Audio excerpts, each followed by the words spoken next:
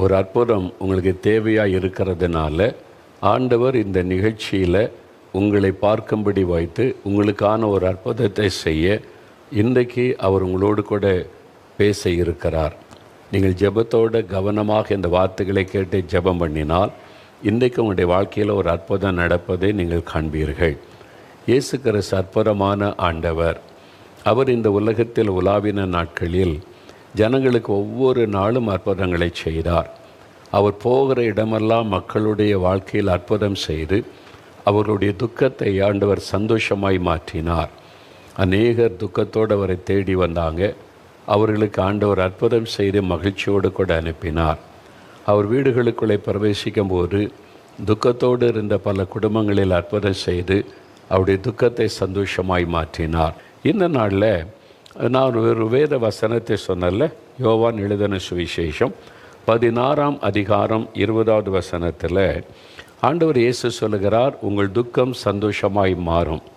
நாம் இந்த அற்புத பெருவிழாவில் ஒரு வசனத்தை தொடர்ச்சியாக இப்போ ஒரு 3-4 வருஷமாக தியானித்து கொண்டு வருகிறோம். பரிசுத்த லூக்கா எழுதின சுவிசேஷம் 19ஆம் அதிகாரம் முதல் 3 வசனங்களை வாசித்தால் நான் பேசுகிறது எல்லாமே இந்த வசனத்தில் இருந்து தான்.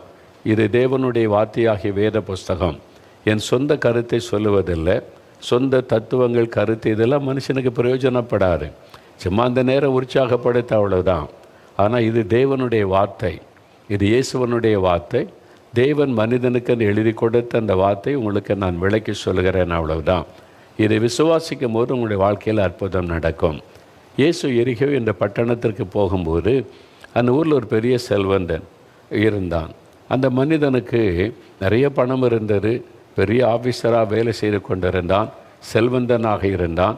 ஆனால் நிம்மதி இல்லை, சமாதானம் இல்லை. இயேசுவை பற்றி கேள்விப்பட்ட போது இயேசுவை பற்றி எல்லாரும் சொல்கிறாங்களே, இயேசு அற்புதம் செய்கிறாருன்றாங்க, விடுதலை கொடுக்குறான்றாங்க, கொண்டு இருக்க பார்வை கொடுக்குறாருன்றாங்க, கடவுள் நம்ம மத்தியில் வந்திருக்கிறான்னு மக்கள்லாம் பேசிக்கொள்கிறாங்க, சிலர் தீர்க்கதரிசின்றாங்க. நான் அவரை பார்க்கணும் அப்படின்னு அவனுக்குள்ள இயேசு எப்படிப்பட்டவராக இருக்கிறார், இயேசு எப்படிப்பட்டவரோ என்று அவரை பார்க்க வகை தேடினான் என்று சொல்லப்பட்டிருக்கிறார். அப்போ இயேசு எப்படிப்பட்டவர்? ஆண்டவர் அவருக்கு தன்னை வெளிப்படுத்தி அவர் குடும்பத்துக்கு ஒரு பெரிய ரட்சிப்பை கொடுத்தது அந்த சம்பவத்தில் இருக்கிறது. அப்போ இயேசு எப்படிப்பட்டவர்? நம்மை உண்டாக்கின கடவுள், வானத்தை பூமி உண்டாக்கின கடவுள் எப்படிப்பட்டவர் என்பதை அறியும் போது தான் நம்முடைய வாழ்க்கையில் ஒரு முழுமையான ஆசீர்வாதத்தை, அற்புதத்தை நம்ம காண முடியும். அதனால் நம்மை சிருஷ்டித்த அந்த ஆண்டவர், வானத்தையும் பூமியை உண்டாக்கின தேவன், அவர் எப்படிப்பட்டவர்? ஒரு உலகம், ஒரு கடவுள். அந்த கடவுள் யார்? அவர் எப்படிப்பட்டவர்? அவருடைய சுபாவம் என்ன? அவருடைய குணம் என்ன? அவர் என்கிட்ட என்ன கேட்கிறார், எதிர்பார்க்கிறார்? எனக்கு ஒரு அற்புதம் நடக்கணும்னா நான் என்ன செய்யணும்? இதெல்லாம் நம்ம அறிந்து கொள்ளும்போது நம்ம சுலபமாய் அவரிடத்திலிருந்து அற்புதம் பெறலாம். நம்மை உண்டாக்கின வானத்தையும் பூமியை உண்டாக்கின அந்த கடவுள் எல்லாவற்றையும் கடந்து நிற்கிறவர். முழு உலகத்திற்கும் அவர் ஆண்டவர். வேறு புஸ்தகத்தில் சொல்லப்பட்டிருக்கிறது, சர்வ லோகத்தின் ஆண்டவர் என்று இயேசுக்கு ஒரு பெயர். முழு உலகத்திற்குரிய ஆண்டவர். எல்லா மொழி பேசக்கூடிய மக்களுக்கும் அவர் கடவுள், எல்லா இன மக்களுக்கும் அவர் கடவுள், எல்லா தேசத்தில் இருக்கிற மக்களுக்கும் அவர்தான் கடவுள். ஏனென்றால் அவர்தான் எல்லாவற்றையும் சிருஷ்டித்தவர் என்று வேதத்தில் தெளிவாக எழுதப்பட்டிருக்கிறது. எல்லா மக்களையும் சிருஷ்டித்தவர், எல்லா மக்களுக்காக பரிகாரத்தை உண்டாக்கி இந்த உலகத்தில் மனிதனாய் வந்து சிலுவையிலே தன்னை மறிக்க ஒப்பு கொடுத்து மனிதனுக்கு பாவம் சாபம் என்கிற காரியத்திற்கு பரிகாரத்தை உண்டாக்கி அதிலிருந்து விடுதலை கொடுத்து அவனை மகிழ்விக்கிறவர். அதுக்கு ஏதாவது செய்யணுமா அப்படின்னு கேட்டால் இல்லை. பாவ மன்னிப்பு இலவசம், சாபத்திலிருந்து விடுதலை இலவசம், வியாதிலிருந்து சுகம் இலவசம், ஒரு நன்மை பெறுவது இலவசம், எல்லாமே இலவசம் தான் இயேசுவனிடத்தில். நீ எதை கொண்டு வரணும், இது கொண்டு வரணும் என்று அவர் கேட்பது இல்லை. அதே மாதிரி எங்கும் இருக்கிற இயேசு ஒரே மெய்யான ஆண்டவர், அவ்வளவுதான். இந்த ஊரில் இந்த இயேசு இருக்கிறாரு, சென்னையில் அந்த இயேசு இருக்கிறாரு, மும்பையில் அந்த இயேசு இருக்கிறாரு. இந்த ஆசீர்வாதம் வேணால் அந்த இயேசுக்கிட்ட போகணும், இந்த ஆசீர்வாதம் வேணால் இங்கே இருக்கிற இயேசுக்கிட்ட போகணும், அப்படிலாம் கிடையாது. முழு உலகத்திற்கும் ஒரு ஆண்டவர், ஒரு இரட்சகர், ஒரு மீட்பர், நமக்கு பலியாக மரித்து உயிர்த்தெழுந்த ஒரு ஆண்டவர். அவர் எப்படிப்பட்டவர்? நீங்கள் அவரை அறிந்து கொண்டால் தான் உங்கள் வாழ்க்கையில் அற்புதத்தை பெற்றுக்கொள்ள முடியும். அதனால தான் இந்த இயேசு எப்படிப்பட்டவர் என்று தொடர்ந்து உங்களுக்கு நான் விளக்கி சொல்லிக்கொண்டே வருகிறேன். அப்போ இந்த இயேசு எப்படிப்பட்டவர் அப்படின்னா, இந்த வசனத்தின்படி நீங்கள் பார்த்தா துக்கத்தை சந்தோஷமாய் மாற்றுகிறவர். பார்த்தீங்களா, உங்கள் துக்கம் சந்தோஷமாய் மாறுன்றால மாற்றுகிறவர். நம்முடைய துக்கத்தை சந்தோஷமாய் மாற்றுகிறவர் இயேசு. ஆண்டவர் இயேசு எப்படிப்பட்டவர்? நம்முடைய துக்கத்தை சந்தோஷமாய் மாற்றுகிறவர். அதுதான் நம்ம பார்க்குறோம். அப்போ துக்கம் ஒரு மனுஷனுடைய வாழ்க்கையில் எதனால் வருகிறது? அந்த துக்கத்தை அவர் எப்படி சந்தோஷமாய் மாற்றுகிறார் அப்படின்னா, பரிசுத்த லூக்கா எழுதின சுவிசேஷம் 7ஆம் அதிகாரம் இந்த வேத புஸ்தகத்தில் இயேசு இந்த உலகத்தில் இருந்த சமயம் ஒரு வீட்டில் ஒரு மனிதன் இயேசுவை பற்றி அறிந்து எங்கள் வீட்டுக்கு நீங்கள் வரணும்னு அழைத்திருந்ததுனால இயேசு அந்த வீட்டில் அவங்க அழைப்பை ஏற்று போயிருந்தார். அந்த ஊரில் இருந்த ஒரு பெண், அவள் இயேசு இங்கே வந்திருக்கிறார் என்பதை கேள்விப்பட்டு வந்து அவருடைய பாதத்தில் விழுந்து கண்ணீர் விட்டு அழுதாள் என்று வேத புஸ்தகத்தில் லூக்கா 7ஆம் அதிகாரம் 37-38 எழுதப்பட்டிருக்கிறாரு. இயேசுவின் படத்தில் அவள் பேசவே இல்லை, பாதத்தில் விழுந்து அழுகிறாள், கண்ணீர் வடிக்கிறாள். அவருடைய கண்ணீர் இயேசுவின் பாதத்தில் விழுகிறாரு. எல்லாரும் பார்க்குறாங்க, இது யார் இவள்? ஏன் இயேசுவின் பாதத்தில் உட்கார்ந்து அழுகிறாள்? ஒன்றுமே சொல்லலையே, ஆனால் ஒன்றுமே சொல்லாமல் அழுது கொண்டே இருக்கிறாளே என்று. இயேசு எல்லாவற்றையும் அறிந்தவர். அவருடைய உள்ளத்தை பார்க்கிறார். அவளுக்குள்ளே ஒரு துக்கம். அந்த துக்கத்தின் நிமித்தமாய் அந்த துக்கம் மாற வேண்டும் என்பதற்கு அழுகிறாள். அவளுக்கு என்ன காரியம் துக்கம்? பாவத்தினால் வந்த துக்கம். அவருடைய வாழ்க்கையிலே பாவம் நுழைந்து அவருடைய பரிசுத்தத்தை கெடுத்து அவருடைய மனது கரைப்பட்டு பாவத்தின் நிமித்தமாய் சமாதானத்தை இழந்து அதனால் அந்த பாவத்தின் பாரம் அவளை அழுத்தினதினால அவளுக்குள்ள ஒரு துக்கம். ஊர் மக்கள் எல்லாம் பாவி என்று அவளை அவமானப்படுத்தினாங்க, குற்றப்படுத்தினாங்க. இவள் ஒழுக்கம் கெட்டவள், இவள் ஒரு ஒழுக்கமான வாழ்க்கை நடத்தாதவள், இவளால் மற்றவளுடைய வாழ்க்கையை பாதிக்கப்படுகிறது, இப்படி ஒழுங்கில்லாத ஒழுக்கமில்லாத ஒரு பெண், இவள் பாவியான பெண் என்று ஊருக்கே தெரிந்த ஒரு காரியம். அதனால் எல்லாருமே அவளை குற்றப்படுத்தினாங்க. அவளை ஒரு பாவியாக பார்த்தார்கள், ஒழுக்கங்கிட்ட பெண்ணாக பார்த்தார்கள். அதெல்லாம் அவருடைய மனதை வாதித்து, நான் இந்த பாவத்துக்குள்ளே விழுந்துட்டேனே, என்னால் இதிலிருந்து வெளியே வர முடியாதா? யார் தூக்கி எடுப்பாங்க? என் பாவத்துக்கு மன்னிப்பு உண்டா? இந்த பாவம் பாரம் என்னை அழுத்துகிறது. இந்த துக்கத்திலேருந்து யார் எனக்கு விடுதலை கொடுத்து சந்தோஷம் தர முடியும் அப்படின்னு பார்த்தா, அந்த பகுதியில் இந்த மத தலைவர்கள் அவளை பாவினை குற்றப்படுத்தி தான் பேசினாங்க. ஊர் மக்களும் பாவினை புறமே தான் தள்ளினாங்க. ஆனால் அவளுக்கு பாவத்திலிருந்து விடுதலை கொடுத்து அவளுடைய துக்கத்தை மாற்றும்படியான வழியை சொல்லிக் கொடுக்க ஆள் இல்லை. ஆனால் இயேசுவை பற்றி அவள் கேள்விப்படுகிறாள். இயேசு கடவுள் மனிதனாய் வந்திருக்கிறார், பாவிகளுடைய பாவங்களை மன்னித்து சமாதானம் தருகிறார். அவரிடத்தில் போனால் ஒரு துக்கம் சந்தோஷமாக மாறும் என்ற ஒரு விசுவாசம் அவளுக்குள்ளே வருகிறார். ஆகவே இயேசுவை தேடி வந்து அவருடைய பாதத்தில் விழுந்து அழுகிறாள். அவள் இயேசுவிடத்தில் ஒரு விண்ணப்பமும் வைக்கவில்லை. இயேசுவே எனக்கு எதான் பிரச்சனை அதான் சொல்லலை, சொல்லக்கூடிய அளவில் இல்லை. ஏன்னால் அப்படிப்பட்ட ஒரு அசுத்தமான வாழ்க்கை வாழ்ந்ததுனால எல்லாருக்கும் மத்தியில் அதை சொல்லக்கூட முடியாத நிலைமையில் கண்ணீர் விட்டு அழுதாள். தன்னுடைய கண்ணீரினால் தன்னுடைய பாவத்தை அறிக்கை செய்தாள். இயேசு அறிந்து கொண்டால் பாவத்தின் பாரம் அவளை அழுத்துகிறது, சமாதானத்தை இழந்து விட்டாள் என்று இயேசு அவருடைய பாவத்தை மன்னித்து சமாதானம் அருளி ஆசீர்வதித்து அனுப்பினார் என்று அந்த பகுதியிலே வாசிக்க முடிகிறது, எழுதப்பட்டிருக்கிறது. பாவம் என்பது ஒரு மனிதனுக்குள்ளே துக்கத்தை கொண்டு வரும். நீங்கள் வேத புஸ்தகத்தில் 38ஆம் சங்கீதம்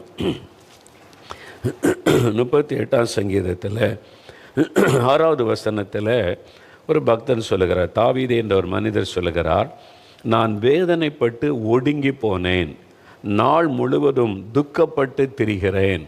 அவர் சொல்லுகிறார், நான் வேதனைப்பட்டு ஒடுங்கி போனேன், நாள் முழுவதும் துக்கப்பட்டு திரிகிறேன். துக்கம் என் உள்ளத்தை அழுத்துகிறது. ஒரு துக்கம் அப்படியே ஒரு துக்கத்தினால நான் வேதனைப்பட்டு நாள் முழுவதும் துக்கத்தோடு திரிகிறேன். நிம்மதி இல்லை, சமாதானம் இல்லை, மகிழ்ச்சி இல்லை, ஒரு துக்கம். என்ன துக்கம்?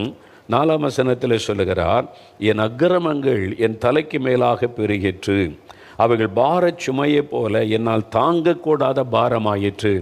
என்னுடைய பாவங்கள், என்னுடைய அக்கிரமங்கள் என்னுடைய தலைக்கு மேலாக பெருகிற்று. அது பெரிய ஒரு பாரமாய் என்னை அழுத்துகிறது. பாவத்தினால் உண்டான ஒரு துக்கம், பாவத்தினால் உண்டான ஒரு பாதிப்பு.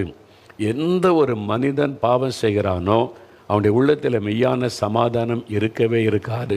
அவன் எவ்வளோ பக்தி உள்ளவனாக இருந்தாலும், ரொம்ப பக்தியோடு கூட கடவுள் வணக்க செய்து தான தர்மங்களை செய்து தன்னை வருத்தி கொண்டு நடந்து தெரிந்து அவன் கடவுளை பக்தியை வெளிப்படுத்தினாலும் சமாதானம் என்பது இருக்கவே இருக்காது. என்னால் பாவம் மனிதனுடைய சமாதானத்தை பாதித்து அவனுக்குள்ள துக்கத்தை கொண்டு வந்து விடும். அவனுடைய உள்ளத்தில் வெளியே சொல்லாவிட்டாலும் உள்ளத்துக்குள்ள அந்த வெறுமையும் துக்கமும் இருக்கும். வெளியே பக்தி நிமித்தமாக நான் அப்படி இருக்கேன் அப்படி அதெல்லாம் பேசுவாங்க. தனிமையாக நீங்கள் கேட்டு பார்த்தா தெரியும், உள்ளத்துக்குள்ள ஒரு வெறுமை, உள்ளத்துக்குள்ள ஒரு துக்கம் இருப்பதை. இதுதான் உண்மையான ஒரு காரியம். பாவம் ஒரு மனிதனுடைய துக்கத்தை கெடுத்து விடும். இந்த மனிதனுடைய வாழ்க்கையில் இந்த துக்கம் காணப்பட்டது. ஆனால் அதே மனிதர் ஒரு காரியம் சொல்லுகிறார். சங்கீதம் 32 அவர் சொல்லும் பொழுது அவர் ஒரு காரியம் சொல்கிறார். 5வது வசனத்தில், நான் என் அக்கிரமத்தை மறைக்காமல், ஆண்டவருக்கு என்னுடைய அக்கிரம பாவத்தை மறைக்காமல் என் பாவத்தை உமக்கு அறிவித்தேன், என் மீறுதல்களை கர்த்தருக்கு அறிக்கையிடுவேன் என்றேன். தேவரீர் என் பாவத்தின் தோஷத்தை மன்னித்தீர். இதில் ஒரு நிச்சயம், நான் ஆண்டவருக்கு என் பாவத்தை அறிக்கை செய்கிறேன், ஆண்டவரே என்னை மன்னியும், இந்த பாவத்தை செய்துட்டு என்னை மனம் திரும்ப பாவத்தை அறிக்கை செய்கிறேன். அப்போ ஆண்டவர் அந்த பாவத்தை மன்னித்து விட்டார். ஒரு பெரிய சமாதானம். ஒரு அந்த ரட்சிப்பின் சந்தோஷம் என்பது பாவ மன்னிப்பின் சந்தோஷம். அப்போ அந்த துக்கம் நீங்கி ஒரு சந்தோஷம், துக்கம் சந்தோஷமாய் மாற்றப்பட்டது. அப்போ பாவத்தினால் உண்டான ஒரு துக்கம். இன்றைக்கி நிறைய பேருடைய வாழ்க்கையில் மதுபானம், போதை வஸ்துகள், போதை பொருட்கள், கஞ்சா அபின் போன்ற போதை பொருட்கள். அது மாத்திரமல்ல, அதை லிவிங் டுகெதர்னு ஒரு புது கலாச்சாரம், வெளிநாட்டிலேருந்து இறக்குமதி செய்த கலாச்சாரம். அது எங்கள் விருப்பம், நாங்கள் சேர்ந்து வாழலாம். திருமணத்துக்கு முன்னால் சேர்ந்து கணவன் மனைவி போல வாழ்வது என்பது ஒழுக்கக்கேடான ஒரு காரியம், அது பாவமான ஒரு காரியம். சமுதாயம், உலக மக்கள் அதை பற்றி கண்டு கொள்ளாமல் இருக்கலாம். பெரும்பாலான பேர் ஏற்றுக்கொள்வதில்லை. ஒரு சிலர் போய்ட்டு இதில் என்ன தப்பு இருக்குது, அது அவங்களுடைய விருப்பம்னு சொல்லுவாங்க. பெரும்பாலான இந்திய மக்கள் அது ஏற்றுக்கொள்வது இல்லை, ஒரு சிறு கூட்டம், அவ்வளவுதான். ஆனால் வேதம் என்ன சொல்லுகிறது, நம்ம உண்டாக்கின ஆண்டவர் என்ன சொல்லுகிறார், அந்த ஒழுக்கக்கேடான காரியம் அது ஒரு பாவம், விபச்சாரத்திற்கு சமம். அது உங்களை பாதிக்கும். அவங்க சந்தோஷமாக இருக்கவே முடியாது. ஆரம்பத்தில் சந்தோஷமாக இருக்கிற மாதிரி தெரியும், ஆனால் ஒரு நாள் இந்த பாவம் அவளை கொன்றுவிடும், சமாதானத்தை கெடுத்துவிடும், நிம்மதி குலைந்து போய்விடும், அவருடைய வாழ்க்கை ரொம்ப பாதிப்புக்குள்ளாக்கிவிடும். இதுதான் உண்மை. அதே மாதிரி தான் ஒழுக்கக்கேடான காரியங்கள். உலகம் இந்த காலத்துக்கு ஏற்றபடி இதில் கொஞ்சம் குடிச்சிக்கிட்டால் பரவாயில்ல, தப்பில்லை, யார் சொன்னது தப்பில்லைன்னு. எது அளவுகோல்? வேத வசனம், தேவனுடைய வார்த்தை தான் நமக்கு அளவுகோல். அதன்படி பார்க்கும்போது அந்த பாவம் சமாதானத்தை கெடுத்து விடும். அதனால தான் நிறைய பேருடைய உள்ளத்தில் சமாதானம் இல்லை. கண்கள் இச்சித்தபடி, மாம்ச விரும்பினபடி வாழ்ந்தாலும் நிம்மதியாக இருக்காங்களேன்னு கேளுங்க, இல்லை. பாதிக்கப்பட்ட உள்ளத்தோட, கோபத்தோட, எரிச்சலோடு சுற்றி திரிகிறவங்க தான் நிறைய பேர். ஒருவேளை நீங்கள் இப்படி ஏதோ ஒரு பாவத்தில் சிக்கொண்டு அந்த பாவத்தை நீங்கள் நியாயப்படுத்தி கொண்டு இருக்கலாம்.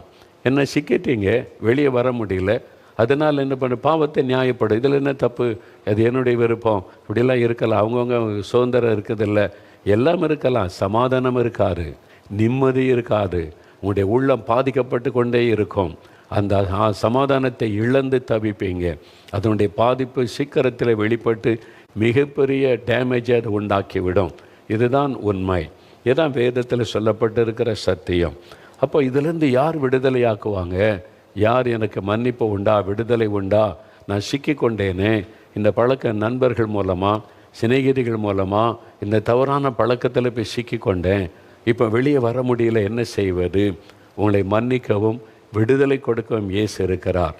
அவர் உங்களுடைய துக்கத்தை சந்தோஷமாய் மாற்றி விடுவார். பாருங்கள், ஒரு வாலிப தம்பி, ஒரு மகன். இந்த மகன் ஒரு போதை பழக்கத்துக்கு அடிமையாகிவிட்டான். அது வினோதமான ஒரு போதை பழக்கம். அது சொல்கிறத நீங்கள் கேட்டால் தான் தெரியும் உங்களுக்கு.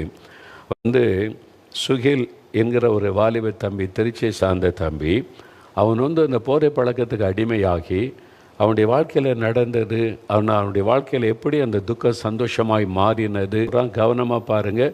ஆண்டவர் வாலிப தம்பி, வாலிப மகளே உங்களோடு பேசுகிறார். ஏதோ ஒரு பாவ பழக்கத்துக்கு, போதை வருத்தத்துக்கு அடிமைப்பட்டு இருக்கிறீங்கன்னா, இயேசு உங்களை நேசிக்கிறதுனால உங்களோடு பேசுகிறார். பாவம் எப்படி ஒரு மனிதனுடைய வாழ்க்கையை அடிமைப்படுத்துது பார்த்தீங்களா? காலேஜில் படிக்கிற ஒரு தம்பி ஃப்ரெண்ட்ஸு மூலமாக இந்த பழக்கத்துக்குள்ளே நுழைஞ்சிட்டார். நிறைய பேர் இந்த பாவ பழக்கம் எப்படி வருதுன்னா ஃப்ரெண்ட்ஸு மூலமாக. யாரோ ஒருவர் பாவத்துக்கு அடிமைப்பட்டவங்க மற்றவங்க நல்லா இருக்கிற பார்த்தோன்னா அவங்களுக்கு பிடிக்காது, மனசாட்சி வாதிக்கும். அவங்களையும் குடிக்காரனா அவங்களையும் போதை வசதி பயன்படுத்துகிறா மாற்றிட்டா அந்த சுபாவம் தான் வரும். அதன்படி தான் நண்பர்கள் மூலமாக அந்த பாவ பழக்கம் நுழைய ஆரம்பித்தார். அது எந்த அளவுக்கு கொண்டு போயிட்டு பாருங்கள். போதை பொருட்கள், மதுபானம், எப்படி குடி குடி குடின்னு அது ஒரு வெறி பிடிச்ச மாதிரி குடி. அது சமாதானத்தை கெடுத்துட்டு நிம்மதியை குலைச்சிட்டு அந்த பாவத்தின் பாரம். ஆனால் அவருக்குள்ள ஒரு எண்ணம், இங்கே ஜெபம் பண்ணுகிற இடம் நம்முடைய நாலுமாவுடைய தேவனுடைய கூடாரத்தில் தினமும் ஜெபம் நடக்கிறாரு. இங்கே ஒரு பக்கம் 24 மணி நேரம் ஜெபம் நடந்து கொண்டே இருக்கும். இந்த தம்பி பாருங்கள், வானத்தின் வாசல் நீ தேவனுடைய கூடாரத்து மேலே இந்த எழுத்தை வாசித்த உடனே ஆண்டவர் பேசியிருக்கிறார்.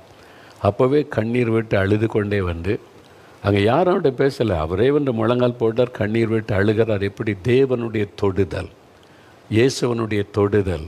அவர் இந்த மாதிரி அடிமைப்பட்டு இருக்கிற ஒரு வாலிப தம்பி நிம்மதியை இழந்து அடிமையாக இருக்கிறானே, அந்த வாலிபன் மீது இயேசு வைத்த அன்பு ஆண்டவர் தொட்டார். ஒரு மனம் திரும்புதல், பாவத்தை கண்ணீரோடு அறிக்கையிட்டு ஜெபித்த உடனே ஒரு பெரிய மாற்றம் பாருங்கள், விடுதலை. இன்றைக்கு 8 மணி நேரம் ஜெபிக்கிறார். காலேஜில் படிக்கிற தம்பி 8 மணி நேரம் ஒரு நாளைக்கு ஜெபிக்கிற ஒரு பழக்கத்துக்குள்ளே ஆண்டவர் கொண்டு வந்திருக்கு. எங்கேருந்து எங்கே மாற்றத்தை கொண்டு வந்திருக்கிறார் பாருங்கள். இதுதான் இயேசுக்கிற செய்கிற அற்புதம்.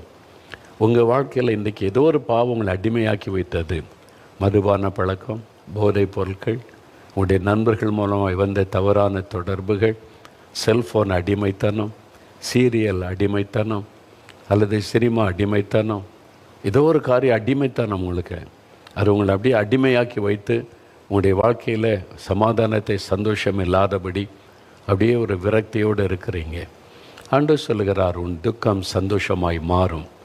இந்த தம்பியினுடைய துக்கத்தை சந்தோஷமாய் மாற்றின இயேசு, இன்றைக்கு இயேசுவே எனக்கும் ஒரு விடுதலை வேணும், என் பாவத்தை மன்னித்து விடுதலை கொடுங்க அப்படின்னு நீங்கள் ஒரு ஜெபம் பண்ணால் போதும். அவ்வளோதான் ஆண்டவர் எதிர்பார்க்குறார். உங்களுடைய இருதயத்தில் உண்மையாக நீங்கள் ஒரு மனம் திரும்பி விடுதலை எதிர்பார்த்து வேண்டிக் கொண்ட உடனே ஆண்டவர் உங்களை தொடுவார். அதுக்கு இங்கே தான் வரணும்னு அவசியம் இல்லை. இன்றைக்கு உங்கள் வீட்டில் நீங்கள் எங்கே இருக்கிறீங்களோ அங்கேயே உங்களை தொட போகிறார். ஏன்னா உங்கள் பக்கத்தில் இயேசு இருக்கிறார். அவர் எங்கும் வியாபித்து இருக்கிற ஆண்டவர். அவர் இப்போ உங்கள் பக்கத்தில் தான் இருக்கிறார். நீங்கள் இருக்கிற இடத்துலையே இன்னும் கொஞ்சம் நேரத்தில் ஜெபிக்க போகிறோம். அப்போ ஆண்டவருடைய தொடுதலை உணரப் போகிறீங்க. உங்கள் துக்கம் சந்தோஷமாய் மாறப்போகிறது. ரெண்டாவது, நம்முடைய வாழ்க்கையில் துக்கத்தை கொண்டு வருகிற இன்னொரு விஷயம் பாருங்கள். வேத புஸ்தகத்தில் பரிசுத்த மார்க் எழுதின சுவிசேஷம் 5வது அதிகாரம் 25-26 வசனங்களில் ஒரு சம்பவம் சொல்லப்படுகிறாரு. 12 வருஷமாய் பெரும்பாடு என்கிற வியாதியை கொண்ட ஒரு பெண்.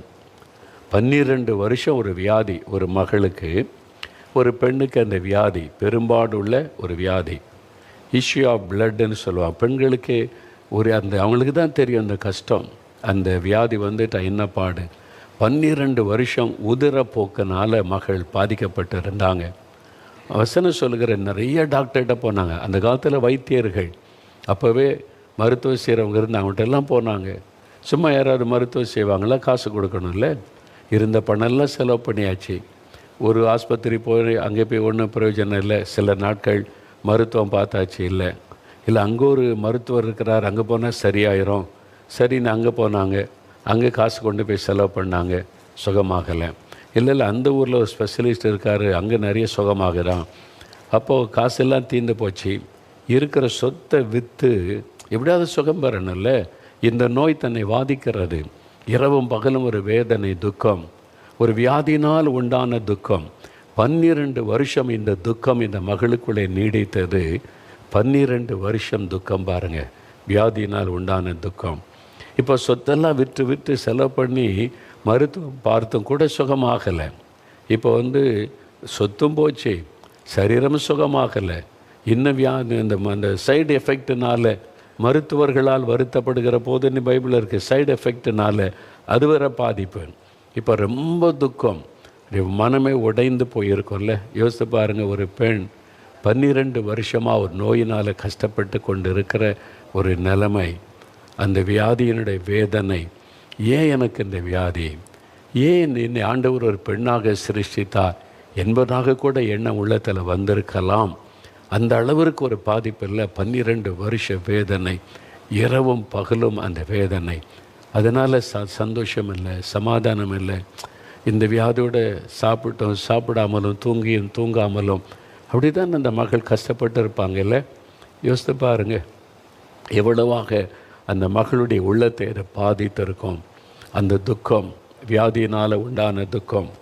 அப்புறம் இயேசுவை பற்றி கேள்விப்படுகிறாள். இயேசுன்னு ஒருவர் இருக்கிறாரு, எல்லா வியாதியும் சுகமாக்கிறாராம். அவர்கிட்ட எல்லா வியாதிக்கும் சுகம். கண்ணு தெரியாதவங்களுக்கு கண்ணு தெரியுது, காது கேட்காதவங்களுக்கு காது கேட்குது. திமிர்வாதக்காரங்களை படுக்கையில் கொண்டு போனால் நடக்க வச்சிடுறாரு, மரித்தோரை கூட எழுப்பிடுறாராம். அவ்வளோ பெரிய வல்லமை உள்ளவர். ஐயோ, அப்போ பெரிய டாக்டரா? அவர்கிட்ட போனால் நிறைய காசெல்லாம் கேட்பாரு. நான் என் காசெல்லாம் செலவு பண்ணி சொத்தெல்லாம் விற்று செலவு பண்ணி முடிச்சிட்டேனே. இல்லை, இவர்கிட்ட போனால் எல்லாமே இலவசம். அவர் யார்கிட்டையும் காசெல்லாம் வாங்கிறதில்ல. அவர் மக்கள் மேலே பரிதாபம் கொண்டு மனதுருகி அற்புதம் செய்கிறார். மக்களை தன் பிள்ளைகளைப் போல நேசிக்கிறார். கடவுள் மனுஷனாக வந்திருக்கிறாரு, அதனால தான் இந்த அற்புதம்லாம் நடக்குதுன்னு அவரை குறித்த செய்தி. அதை கேட்ட உடனே இந்த மகளுக்குள்ளே ஒரு விசுவாசம். அப்போ இவர்கிட்ட போனால் எனக்கு சுகமாயிரும், இவ்வளோ பேர் சொல்கிறாங்களே, இந்த இயேசுவை நானும் போய் சந்திக்கணும்னு சொல்லி அவள் புறப்பட்டு வருகிறாள். 12 வருஷ வியாதியை சுமந்து கொண்டு வந்த ஒரு பெண். அவள் எப்படி இயேசுகிட்ட போய் சொல்கிறது? இந்த வியாதி அந்த காலத்தில் தீட்டான வியாதியாக அந்த காலத்தில் நினச்சாங்க. அதனால் இந்த மாதிரி வியாதி உள்ளவங்க யாரையாவது தொட்டால் அது தீட்டு, இவங்களை யாராவது தொட்டால் தீட்டு, அதனால் அவங்க ஒதுங்கி தான் இருக்கணும், அப்படி தான் வச்சுருந்தாங்க. நம்ம ஊர்களில் கூட கிராமங்களில் ஒரு 30-40 வருஷத்துக்கு முன்னால் அப்படி தான் இருந்தது. இப்போ தான் நிறைய மாற்றங்கள். அப்போ அந்த மாதிரி கஷ்டப்படுகிற ஒரு பெண், சரி என்ன செய்கிறது, இயேசுவை சுற்றி எப்போ பெரும் கூட்டம் இருக்குது, எப்படி இப்போ இந்த வியாதியை நான் சொல்கிறது? அது கூட முடியாத ஒரு நிலைமை. ஆனால் அவளுக்குள்ள ஒரு விசுவாசம். நான் போய் அவருடைய வஸ்திரத்தை நான் தொட்டேன்னா போட்டேன், வஸ்திரத்தின் ஓரத்தை தொட்டால் எனக்கு சுகமாயிரும். அவர் தொட்டால் சுகமாகுது, அவர் கை வச்சா எல்லோரும் சுகமாகறாங்களே, அப்போ நான் அவரை தொட்டால் அவருடைய வல்லமை என்னை குணமாக்கிறோம்ல. எப்படி ஒரு விசுவாசம் பாருங்கள். அதனால் இந்த மகள் அப்படியே இயேசுடைய வஸ்திரத்தை தொட்ட உடனே ஒரு வல்லமை அவருடைய சரீரத்தில் பாய்ந்தது. உடனே அவள் சுகமானதை தன் சரீரத்திலே உணர்ந்தாள். சுகம் பெற்றதை அவளால் உணர முடிந்தது. 12 வருஷமாக இருந்த வியாதி டக்குன்னு மறைந்தது. சரீரம் சுகமானதை அவளால் உணர முடிந்தது. அதான் இயேசுடைய வல்லமை தொடும்போது. ஒரு சகோதரர் சொன்னார்ல, ஒரு காயப்பட்ட கரம், வெள்ளக்கரம், காயப்பட்ட கரம்னா இயேசுவின் கரம் தொட்டது. உடனே எனக்குள்ள இந்த பாரம் விலகிட்டு, அந்த பாவ சிந்தனை மாறிட்டு, இயேசுடைய ஒரு தொடுதல், அவருடைய வல்லமை பயமுறுத்துகிற வல்லமை அல்ல, அடிமைப்படுத்துகிற வல்லமை அல்ல, மனிதர்களுக்கு விடுதலை கொடுக்கிற வல்லமை, சுகம் கொடுக்கிற ஒரு வல்லமை, இயேசு கிறிஸ்துவுடைய வல்லமை. சேலத்தில் ஒரு மீட்டிங் சில மாதங்களுக்கு முன்னால், அப்போது அந்த பெரிய கூட்டத்தில் எல்லாருக்கும் பொதுவாக தான் நான் ஜெபம் பண்ணினேன். ஜெபம் பண்ணால் ஒரு சகோதரர் மேடையில் சொன்னார், 22 வருஷமாக அவரால் நிமிர முடியாது, கூன் விழுந்த நிலைமை. இப்படி தான் யாரை பார்க்கணும், இப்படி தான் பார்க்கணும், இப்படி தான் பார்க்கணும், இப்படி நிமிர முடியாது. 22 வருஷம் கூன் விழுந்த நிலைமையில் வந்தவர். அவர் இயேசுவை கூப்பிட்டார், இயேசுவே என்னையே நீங்கள் தொடுங்க, குணமாக்குங்க. இயேசு அவருடைய ஜெபத்தை கேட்டார். கூட்டத்துக்குள்ளே எங்கேயோ நின்று கொண்டு இருந்தார். எனக்கு அவர் தெரியாது, நான் அவரை பர்சனலாக பார்த்ததும் இல்லை, அவருக்கு தனியாக ஜெபிச்சதும் இல்லை. கூட்டத்துக்குள்ளேருந்து இயேசுவேன்னு கூப்பிட்டார். இயேசுவின் வல்லமை இறங்கி தொட்டது. உடனே நிமிர்ந்துட்டார். 22 வருஷம் அப்படியே குனிந்திருந்த அவருடைய தலை நிமிர்ந்தார். எல்லாருக்கும் மத்தியில் மேடையில் சாட்சி சொன்னார், இயேசு என்னை தொட்டார். 22 வருஷமாக இருந்த கூன் அப்படி மாறி இப்போ தலை நிமிர்ந்து விட்டதுன்னு. இது மாதிரி நிறைய அற்புதங்களே நான் பார்த்துருக்கிறேன். அதனால் ஜனங்கள் சொல்லும்போது அவங்களுக்கு இயேசுவை கூப்பிட்ட போது அவர் செய்த அற்புதங்கள், கண் தெரியாதவங்களுக்கு கண் பார்வை, காது கேட்காதவங்களுக்கு காதை திறந்து, கேன்சர் கட்டிலாம் மறைந்து போன இது மாதிரி அற்புதங்களை பார்த்துருக்கிறேன். இயேசு கிறிஸ்து ஏன் இந்த அற்புதம்லாம் செய்கிறார் அப்படின்னா, மக்கள் மேலோட அன்பு, மனதுருக்கம். நான் தானே இவங்களை சிருஷ்டித்தேன், இவங்க ஏன் பிள்ளைங்கள் தானே, அவங்க எந்த மதத்தை நம்பிக்கொண்டிருந்தாலும் அவர் ஒவ்வொருவரையும் நேசிக்கிறார். இவங்க ஏன் பிள்ளைங்க தானே, நான் தானே சிருஷ்டித்தேன் அப்படின்னு இயேசு மனதுருகி அற்புதம் செய்கிறார். இந்த மகளுக்கு ஒரு அற்புதமான சுகத்தை ஆண்டவர் கொடுத்தார். 12 வருஷ துக்கம் சந்தோஷமாய் மாறிட்டு பாருங்களேன். எவ்வளோ பெரிய சந்தோஷம் இல்லை? யோசித்து பாருங்கள். 12 வருஷம் இரவும் பகலும் வியாதினால் உண்டான வேதனையில் இருந்த அந்த பெண்ணுக்கு இயேசு அவருடைய துக்கத்தை சந்தோஷமாய் மாற்றினார். அவர் மாற்றுகிற தெய்வம், துக்கத்தை சந்தோஷமாய் மாற்றுகிற ஆண்டவர். அந்த இயேசு தான் இப்போ உங்களோடு பேசுகிறார். அதெல்லாம் அன்றைக்கு நடந்ததுங்க அப்படின்னா இன்றைக்கும் அவர் அற்புதம் செய்து கொண்டு இருக்கிறார். இப்போது ஒரு சாட்சியை நீங்கள் பார்க்க போகிறீங்க. நாகப்பட்டினத்தை சார்ந்த சகோதரி சுகன்யா, அவங்க வீட்டில் அவங்களுடைய குழந்தைக்கு நடந்த ஒரு அற்புதம். இயேசு கிறிஸ்து நேற்றும் இன்றும் என்று மாறாதவர். அவர் அன்றைக்கு அற்புதம் செய்தார் என்பதல்ல, இன்றைக்கும் அற்புதம் செய்கிறார். அந்த தாயினுடைய கண்ணீர், அந்த பாட்டியனுடைய கண்ணீர், அந்த கண்ணீரின் ஜபத்தை ஆண்டவர் கேட்டு அற்புதமாய் கேன்சரை மறைய பண்ணி இன்றைக்கி அந்த பையனை பாருங்கள் எவ்வளோ நல்ல சுகத்தோடு ஆண்டவர் வைத்திருக்கிறார். இயேசு அற்புதமானவர், உங்களுக்கு செய்வார். கேன்சர் வியாதியாக இருந்தாலும் சரி, அது உங்களுடைய சரீரத்தில் இருக்கிற வியாதி எத்தனை கொடூரமான வியாதியாக இருந்தாலும் சரி, மருத்துவர்கள் அதுக்கு என்ன பேர் சொல்லி கொண்டு இருந்தாலும் சரி, இயேசுவால் குணமாக்க முடியாத வியாதி ஒன்றும் இல்லை. உங்களை துக்கப்படுத்தி கொண்டு இருக்கிற அந்த வியாதியை கர்த்தர் இன்றைக்கு மாற்றுவார். அதுக்கு தான் நம்ம ஜெபிக்க போகிறோம். அன்றைக்கு 12 வருஷம் வேதனையில் இருந்த மகளுக்கு அந்த துக்கத்தை சந்தோஷமாய் மாற்றின ஆண்டவர் இன்றைக்கு அந்த குடும்பத்தில், ஏழை குடும்பத்துக்குள்ளே அந்த பையனுக்கு அற்புத சுகம் கொடுத்து அவனுடைய துக்கத்தை சந்தோஷமாய் மாற்றின இயேசு இன்றைக்கு உங்கள் வீட்டில் ஒரு அற்புதம் செய்து உங்கள் துக்கத்தை சந்தோஷமாய் மாற்றுவார். மூன்றாவது ஒரு காரியத்தை மாத்திர பார்த்துட்டு நம்ம ஜெபிக்க போகிறோம். நம்மளுக்குள்ளே துக்கத்தை கொண்டு வருகிற இன்னொரு விஷயம் என்ன தெரியுமா? 1 சாமுவேல் 1ஆம் அதிகாரம் 6-7 வசனங்கள் பாருங்கள். 1 சாமுவேல் 1ஆம் அதிகாரம் 6-7 வசனம். அன்னாள் என்கிற ஒரு பெண்ணை குறித்து அங்கே சொல்லப்படுகிறது. அன்னாள் என்கிற அந்த பெண்ணுக்கு கற்பத்தின் கனி, குழந்தை இல்லை. அவருடைய கணவர் அவர் மேலே ரொம்ப அன்பு வைத்து ஆறுதல் படுத்தினாலும் அவளால் ஆறுதல் அடைய முடியலை. வேதம் சொல்லுகிறது, அவங்களுடைய உறவுகள், சொந்தங்கள் அவள் துக்கப்படும்படி அவளை மிகவும் விசனப்படுத்துவார்கள். அவளை துக்கப்படுத்துகிற வார்த்தைகள், மனுஷருடைய வார்த்தைகளினால் உண்டாகிற துக்கம், குழந்தை இல்லாததை பரிகாசம் பண்ணி குற்றம் சொல்லி பேசுகிற வார்த்தை ஈட்டியை போல் அவளுடைய உள்ளத்தை தொலைத்தது. அந்த துக்கத்தினால் பாருங்கள், அவள் மனம் அடிவாகி சாப்பிடாமல் அழுது கொண்டே இருப்பாளாம்.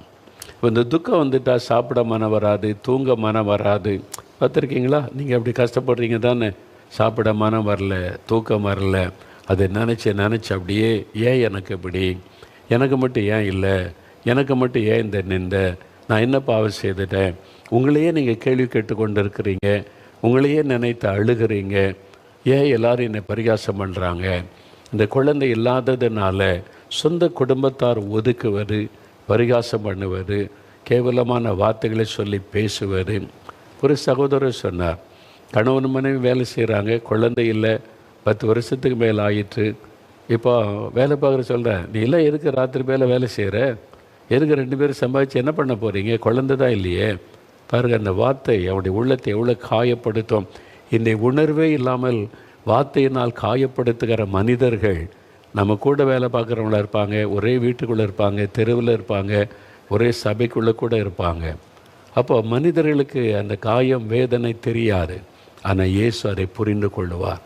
நீங்கள் படுகிற வேதனை, அந்த கஷ்டம், அந்த சொல் உங்களுடைய உள்ளத்தை காயப்படுத்துவது, ஏதோ ஒரு காரியம் குறைவுபட்டதுனால உண்டாகிற வார்த்தை. உனக்கு வேலை செய்யலையா, வேலை இல்லாமல் சும்மா சுற்றிக்கிட்டு இருக்கிறியா, நீங்கள் வேலை தேடிக்கிட்டு இருப்பீங்க, ஆனால் கடினமான வார்த்தையை சொல்லுவாங்க, அது உங்களை காயப்படுத்தும். அப்படி ஏதோ ஒரு காரியம், ஒரு மனுஷருடைய வார்த்தை உங்களுடைய உள்ளத்தை காயப்படுத்தி, குழந்தை இல்லைன்றது, வேலை இல்லைன்றது, ஒரு ஆசீர்வாதம் இல்லை, நீலாம் சபிக்கப்பட்ட குடும்பம், உனக்கெல்லாம் ஆசீர்வாதம் வராது, மற்றவங்க பேசுகிற வார்த்தைகள், நீ என்ன பாவம் செய்தியோ, நீ தரித்திரம், நீ பிறந்த நேரமே சரியில்லை, நீ ஒரு சபிக்கப்பட்டவள், சபிக்கப்பட்டவன், அது மாதிரி மற்றவங்க சொந்தங்கள், பந்தங்கள் சொல்லும் பொழுது இருதயமே நொறுங்கி போய்விடும். அந்த மாதிரி காயப்பட்ட ஒரு உள்ளத்தோட, துக்கத்தோடு நீங்கள் இருக்கிறீங்களா? யாரோ பேசுகிறாங்க, பரிகாசம் பண்ணுறாங்க, அதை வெளியில் சொல்லக்கூட முடியாதபடி, அதனால் பப்ளிக்கை ஃபேஸ் பண்ண மனம் இல்லை, அந்த விசேஷங்களுக்கு போக விருப்பம் இல்லை, சொந்தக்காரங்க வீட்டுக்கு போக விருப்பம் இல்லை, யாராவது வந்தால் கூட பேச விருப்பம் இல்லை. ஏன்னா அவங்க இது தானே பேச போகிறாங்க, இருதயத்தை காயப்படுத்துவது. அப்படி நீங்கள் துக்கப்பட்டு இரவு படுக்கையை கண்ணீரினால் நனைத்து கொண்டிருக்கிறீங்க, யாருக்கும் தெரியாமல் அழுகிறீங்க, கண்ணீரோட நாட்களை கழித்து கொண்டிருக்கிறீங்க தானே. ஒரு துக்கமுடைய மனதை பாதித்து கொண்டிருக்கிறது தானே. ஆண்டவர் இயேசு கிறிஸ்து சொல்கிறார், என் மகளே, என் மகனே, உன் துக்கம் சந்தோஷமாய் மாறும், உன் துக்கத்தை நான் சந்தோஷமாய் மாற்றுவேன். இத்தனை வருஷம் 20 வருஷமாக இந்த துக்கத்தோடு தானே நிந்தைக்கு நடுவில் இருக்க, இனி எங்கே பிறக்க போகுது அப்படின்லாம் பேசுகிறாங்களே, இனிமேலாம் உனக்கு ஒரு சந்ததி கிடையாதுன்னு சொல்கிறாங்களே. அப்படி வேதனைப்படுறீங்களா? கண்ணீரோடு நிற்கிறீங்களா? யாரோ ஒரு துக்கப்படுத்திக்கிட்டே இருக்காங்க, உங்களை காயப்படுத்திக்கிட்டே இருக்கிறாங்க. உங்கள் வீட்டுக்குள்ளே ஒரு சமயம் ஒரு சகோதரி, ஒரு கிறிஸ்தவர் அல்லாத ஒரு மகள் தான் அங்கே வந்தாங்க, என்னை பார்க்கணும் நீ. அப்போ நான் சரி நீ உட்கார வைத்து பேசினா அழுகிறாங்க, அப்படி அழுகிறாங்க, கண்ணீர் விட்டு கதறி அழுகிறாங்க. சில நம்முடைய நேரம் அடக்கி கொள்ள முடியலை, அவ்வளோ பெரிய துக்கம். நான் அமைதியாக கொஞ்சம் நேரம் வெயிட் பண்ணேன். அவங்க அழுது முடிச்சுட்டு சொன்னாங்க, எனக்கு குழந்தை இல்லை, அதனால் நான் இப்போ இங்கே பிரார்த்தனை பண்ணுறதுக்கு வந்தேன், இங்கே போய் பிரார்த்தனை பண்ணால் ஒரு ஆசீர்வாதம் கிடைக்குன்னு சொன்னாங்க, அதனால் வந்தேன். திருமணமாக எத்தனை வருஷம் ஆகிட்டேன்னு? 2 வருஷம். நாங்கள் எதுக்கா இவ்வளோ அழுகிறீங்க? சிலர்லாம் 10 வருஷம் 15 வருஷம் காத்திருக்காங்களே அப்படின்னா. அப்படி இல்லை ஐயா, என்னுடைய கணவர் ரொம்ப நல்லவர் தான். என்னுடைய மாமியார் என்கிட்ட கூப்பிட்டு சொல்கிறா, இந்த வருஷம் உனக்கு குழந்தை இல்லைன்னா அடுத்த வருஷம் என் மகனுக்கு வேறொரு கல்யாணம் பண்ணி வைக்க போகிறேன்னு என்கிட்டயே சொல்கிறாங்க. அப்போ என் வாழ்க்கை எதிர்காலமே எனக்கு கேள்விக்குறி, என்னை தெருவில் நிறுத்திடுவாங்க, இனி அவ்வளோதான் என் வாழ்க்கை. அதனால தான் நான் எங்கே போனால் எனக்காக ஒரு நன்மை கிடைக்கும், எந்த கடவுள்கிட்ட போகலான்னு எங்கெங்கே போயிட்டு கடைசியில் நம்பிக்கை இழந்து போன நிலைமையில் இங்கே போய் போனால் இயேசுக்கிட்ட பிரார்த்தனை பண்ணுவாங்கன்னு சொன்னாங்க, வந்திருக்கிற ஐயா. நாங்கள் எவ்வளோ பெரிய துக்கம் இல்லை. திருமணமாகி 2 வருஷம்தான் ஆகுது. ஒரு இளம் பிள்ளை, அந்த வீட்டுக்குள்ளே நிம்மதியாக வாழ முடியுது. காயப்படுத்துகிற மக்கள், துக்கப்படுத்துகிற மக்கள், இருதயம் நொறுங்கி வந்து நிற்கிற ஒரு மகள், ஒவ்வொரு நாளும் அவங்க மத்தியில் பயந்து பயந்து பயந்து வேதனையோடு துக்கத்தோடு வாழ்ந்து கொண்டிருக்கிற மகள். அந்த கண்ணீர் என் உள்ளத்தை அசைத்தது. நான் அந்த மகளோடு சேர்ந்து கண்ணீரோடு, ஆண்டவரே இந்த மகளுடைய கண்ணீரை தொடங்க, அந்நாளுடைய கண்ணீரை பார்த்து அவருடைய துக்கத்தை மாற்ற அற்புதம் செய்கிறீங்க. உங்களை தேடி வந்திருக்கிறாங்கப்பா, இந்த மகளுக்கு ஒரு அற்புதம் செய்யுங்க, அந்த நிந்தையை மாற்றுங்க, அவருடைய வாழ்க்கைக்கு இறக்க செய்யுங்க. நீ கண்ணீரோடு ஜெபம் பண்ணிட்டு அனுப்பினேன். நீங்கள் சந்தோஷமாக போங்க, இயேசு உங்களை ஆசீர்வதிச்சிட்டார்னு அனுப்பினேன். சுமார் 1 வருஷம் கழித்து இந்த மகள் திரும்ப வந்தாங்க, கையில் ஒரு குழந்தையோடு வந்து, ஐயா அவங்கள்ட்ட காமிச்சிட்டு போக நான் வந்தேன், இதே இடத்துல நான் கண்ணீரோடு வந்து நின்றேன், இன்றைக்கி குழந்தையோட இயேசு என்னை கொண்டு வந்திருக்கிறார், நீ என் நிந்தையை அவர் மாற்றிட்டார் ஐயா அப்படின்னு சொன்னாங்க. அந்த காயப்பட்ட உள்ளத்துக்கு ஒரு ஆறுதல், அந்த துக்கம் நீங்கி ஒரு சந்தோஷம், அதுதான் இயேசு. இந்த காயப்பட்ட உள்ளத்தோடு இருக்கீங்களா? பரிகாசம் பண்ணுறாங்களா? கேவலமாக பேசுகிறாங்களா? தூங்க முடியல, சாப்பிட முடியல, நிம்மதியாக இருக்க முடியல, வேலைகளை கவனிக்க முடியல, அந்த வார்த்தைகள் ஈட்டியை போல குத்துகிறது. துக்கம் துக்கம். ஆண்டவர் சொல்கிறார், என் மகளே உன் துக்கம் சந்தோஷமாய் மாறும், என் மகனே உன் துக்கம் சந்தோஷமாய் மாறும், நான் அதை மாற்றுவேன் என்று ஆண்டவர் சொல்லுகிறார். பாரு, அதே மாதிரி இன்றைக்கு ஏராளமான பேருக்கு ஆண்டவர் அற்புதம் செய்கிறார். ஒவ்வொரு திறப்பின் வாசல் ஜெபத்திலேயும் குழந்தையோடு வந்து நிற்கிற தம்பதிகளை நான் பார்க்க, எல்லா மாதமும் வர்றாங்க, 2 பேர் 3 பேர் வர்றாங்க. 20 வருஷம் 25 வருஷம் கழித்து 15 வருஷம் கழித்தெல்லாம் குழந்தை கொடுத்திருக்கிறார் என்பதாக. இப்போ ஒரு சாட்சியை நீங்கள் பார்க்க போகிறீங்க. தக்கலை, கன்னியாகுமரி மாவட்ட தக்கலை சார்ந்த சகோதரி குமாரி, அவங்களுக்கு 22 வருஷம் துக்கங்க. 22 இயர்ஸ், 22 நீண்ட வருஷம். அவருடைய துக்கம் எப்படி சந்தோஷமாக இயேசு மாற்றினார். 22 வருஷம், எவ்வளோ நீண்ட வருஷம் பாருங்கள். 22 வருஷம் அவங்களுக்கு நம்பிக்கையில் எல்லாம் முடிஞ்சு போச்சு. டாக்டர்ஸே சொல்லிட்டாங்க, இனி உங்களுக்கு குழந்தை பிறக்க வாய்ப்பே இல்லை அப்படின்னு சொல்லி. ஒரு பக்கம் எவ்வளோ முயற்சி பண்ணி பணம் செலவு பண்ணி 10 வருஷமாக பணம் செலவு பண்ணி பார்த்தேன், இல்லை. பக்தியோடு தேடினாங்க, இல்லை. அப்போது இயேசு என்கிற ஒரு ஆண்டவர் இருக்கிறாரு, நீ அவரை நீ தேடிப்பார். எங்களுக்கு அதெல்லாம் விருப்பம் இல்லை. நாங்கள் எங்களுக்குன்னு கடவுள் இருக்கார், எங்களுக்குன்னு ஒரு மதம் இருக்குது, பக்தி இருக்குது, எல்லாம் இருக்கட்டும், நீ பார்க்கலாமே. அதை பார்த்தபோது ஒரு விசுவாசம், இப்படிலாம் இயேசு இன்றைக்கு அற்புதம் செய்கிறாரா, அப்போ நம்மளும் ஜெபித்து பார்க்கலாமே. கணவர் சொன்னார், இதெல்லாம் சும்மா, இதெல்லாம் நம்பிக்கிட்டு இருக்காத. நம்பிக்கை இல்லைனா இந்த சகோதரிக்கு ஒரு நம்பிக்கை வந்தது. அவங்களே கரம் வைத்து ஜெபித்தாங்க. இயேசு அதை பார்த்தார். இந்த மகள் 22 வருஷம் நிந்தை, அவமானம், துக்கத்தில் கஷ்டப்படுகிற ஒரு மகள் எப்படி ஜெபிச்சிருப்பாங்க, இல்லை? ஒரு மனசில் எவ்வளோ பெரிய வேதனையோடு நான் மருத்துவம் பார்த்தேன், பக்தியாவெல்லாம் தேடினேன், ஒன்றும் இல்லை, இந்த இயேசுவாவது எனக்கு ஒரு அற்புதம் செய்ய மாட்டாரான்னு ஜெபித்தது. இயேசு அந்த ஜெபத்தை கேட்ட உடனே அடுத்த மாதமே அந்த நற்செய்தியை அவங்க கேள்விப்படும்படி கர்த்தர் செய்தார். இன்றைக்கி அவனுடைய துக்கம் நீங்கி 22 வருஷம் துக்கத்தை மாற்றி எப்படி இயேசு சந்தோஷப்படுத்தி இருக்கிறார் பார்த்தீங்களா? அதுக்கு அவருக்கு இயேசுக்கு என்ன செலவு பண்ணாங்க? ஏதாவது செஞ்சாங்களா? இல்லை, வீட்டில் உட்காந்து டிவிக்கு முன்னால் உட்காந்து இயேசுவை கூப்பிட்டாங்க, அவ்வளோதான். இயேசுவே அந்த பெயரை சொல்லி கூப்பிட்டாங்க, அவ்வளோதான். எப்படிங்க இதெல்லாம் நடக்குது? கேன்சர் சுகமாகுது, பாவத்தில் இருந்த மனுஷன் ஒரே நாளில் மாற்றம் அடைகிறான், கர்ப்பத்தின் கனி உண்டாக்குது, பிசாசு ஓடுது, சர்ப்பங்கள் ஓடுது, பெரிய விடுதலை எப்படி இந்த இயேசுடைய நாமத்தில் அப்படின்னு கேட்டால் அதுக்கு ஒரு ரகசியம் இருக்கிறாரு.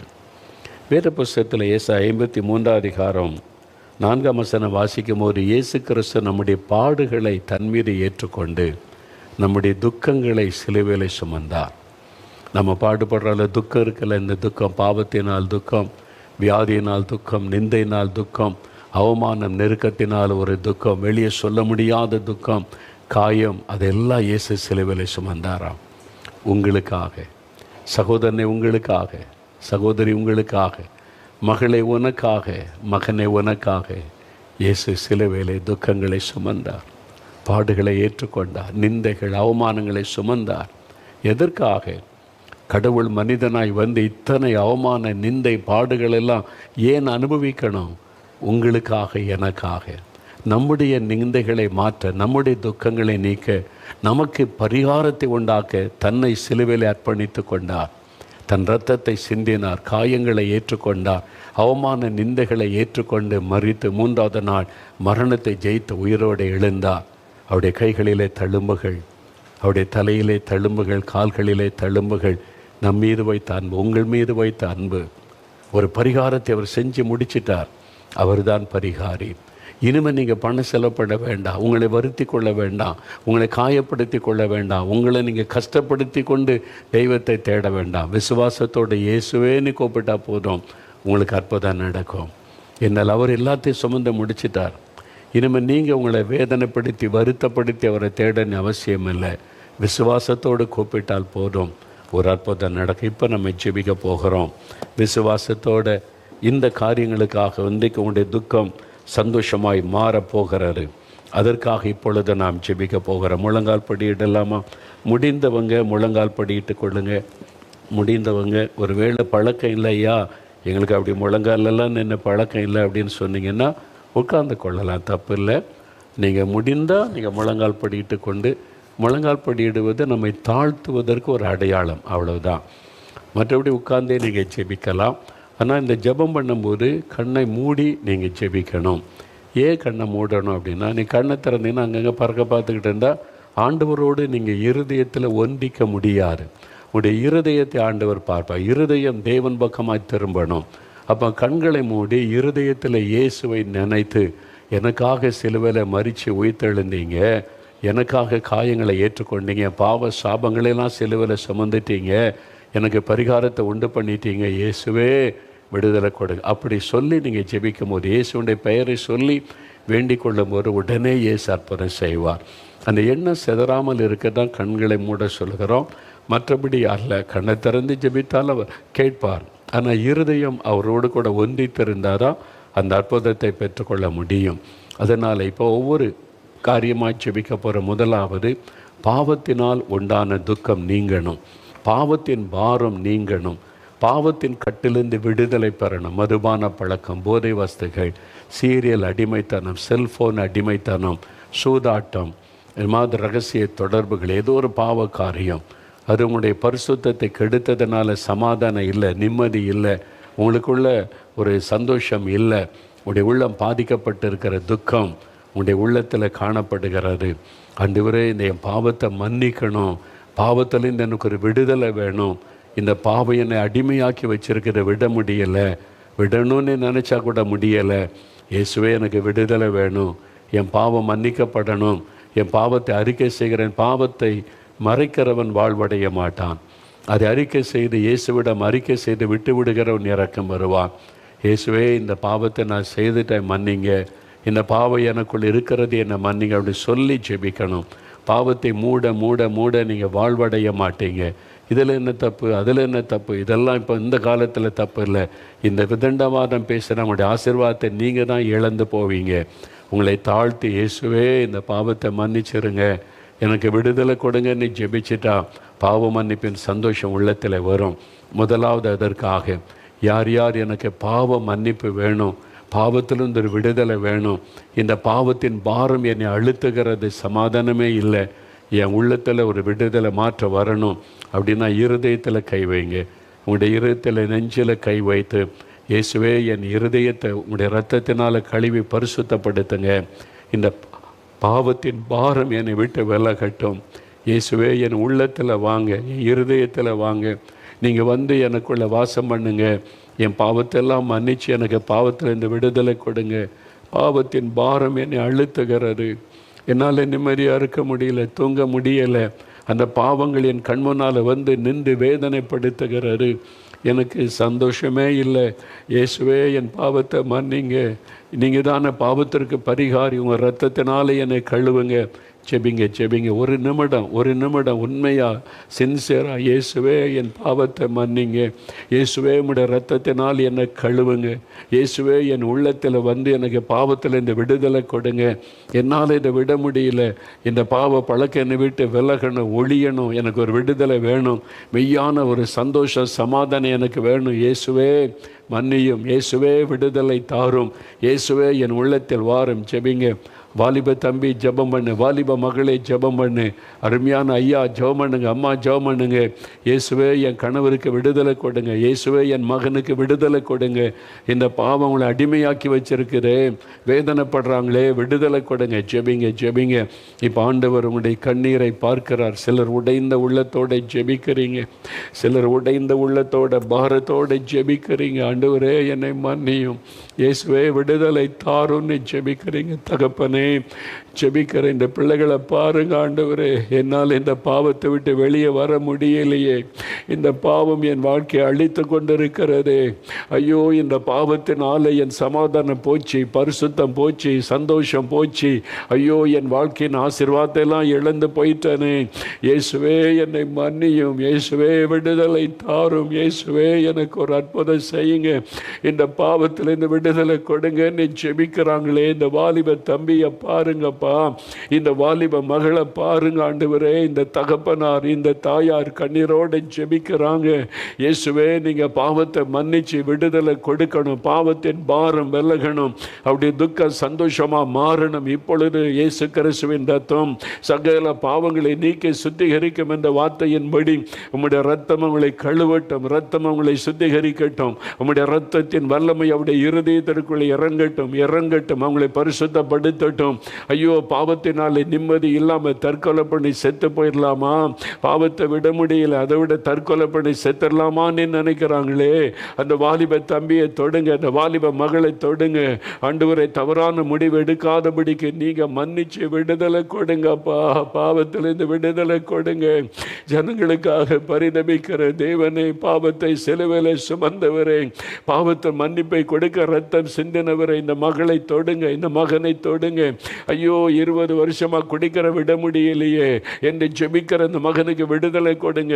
இந்த பாவ பழக்க, சீரியல் அடிமைத்தனம், செல்போன் அடிமைத்தனம், ஐயோ இந்த ரகசிய பாவம் விடுதலை வேணும்னு ஜெபிக்கிறாங்க. தொடுங்க, விடுதலை கொடுங்க. இயேசு கிறிஸ்துவின் ரத்தம் அவங்களை கழுவட்டும், அவங்களை மாற்றட்டும், உம்முடைய வல்லமை அவங்களுக்குள்ள இறங்கட்டும். இப்பொழுது ஒரு விடுதலை வரட்டும்.